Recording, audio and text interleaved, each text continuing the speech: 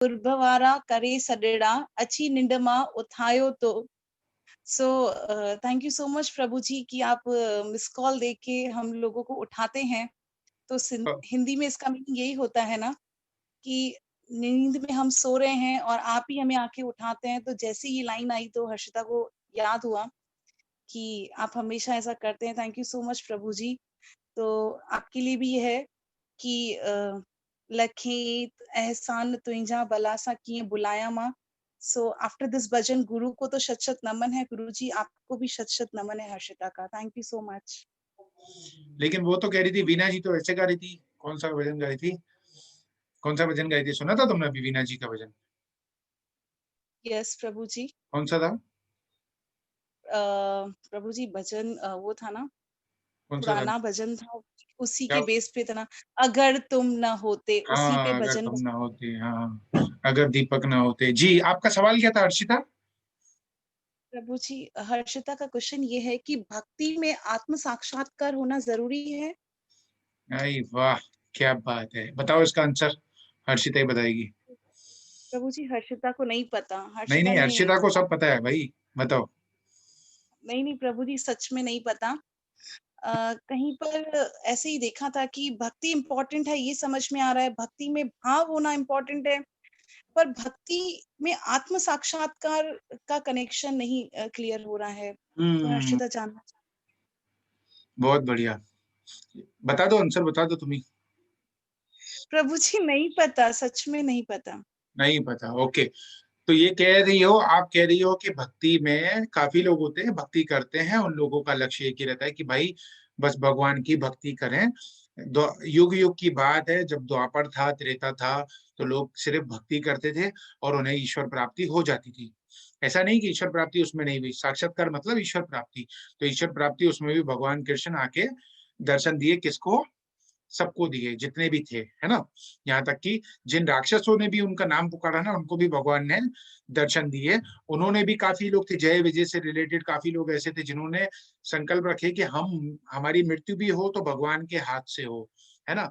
तो भगवान का दर्शन, साक्षात्कार होना तो वो तो बहुत जरूरी है। उसके बाद ही तो आपको चौरासी से आवागमन मिटेगा ना। नहीं तो भक्ति कर करके जो लोग कहते हैं कि पिछले जो आप भागवतम पढ़ते हो या कुछ पढ़ते हो, उसमें काफी सारे संतों ने ऐसा लिखा है कि मुझे मुक्ति नहीं चाहिए, मुझे तो हर जन्म में तेरे भक्तों का साथ चाहिए। तो वो जमाना नहीं है। ये घोर कलयुग है। ये घोर कलयुग है। आप पहचान ही नहीं पाओगे।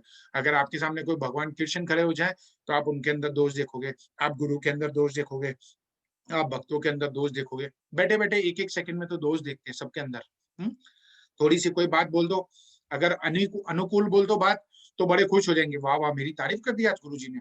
थोड़ी सी प्रतिकूल बोल दो, चार बातें सुना दो, तो गुस्सा हो जाएंगे कि अरे आज हमको सुना दिया, है ना। तो वो बर्दाश्त नहीं होता। तो अनुकूल और प्रतिकूल का बहुत बड़ा कॉम्बिनेशन है। जब अनुकूल अनुकूल बातें बोलो तो अच्छी लगती है, जब थोड़ा सा प्रतिकूल बोलो, थोड़ा गुस्से में बोलो, तो सामने वाले को बुरा लग जाता है। तो हम उस परिस्थिति में नहीं है कि हम बोले कि हमें हर जन्म में मोहे दीजो तेरे भक्तों का साथ वो सावरिया। तो वो समय नहीं है। तो समय यह है कि इसी जन्म में अपनी मुक्ति पाए, साक्षात्कार करके। साक्षात्कार करना मतलब इजी भी है, करने वाले के लिए इजी है, और ना करने वाले के लिए बहुत कठिन भी है ना। तो करना ही चाहिए, और लक्ष्य एक ही होना चाहिए, बस इस जन्म में मुक्ति मिल जाए प्रभु।